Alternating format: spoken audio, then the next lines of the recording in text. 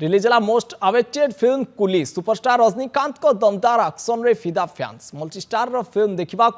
fans को मध्य प्रबल उत्साह देखा मिली फिल्म पोस्टर रे क्षीर ढाली प्रशंसक एडवांस बुकिंग रे रेकर्ड 100 कोटी आय करी फिल्म जहाँकि भारतीय सिनेमा इतिहास रे प्रथम लोकेश कनगराज को निर्देशित फिल्म रे व्यय होईची 400 कोटी टंका विभिन्न भाषा रे फिल्म टी रिलीज होईची नागार्जुन स्मृति हासन आमिर खान उपेंद्र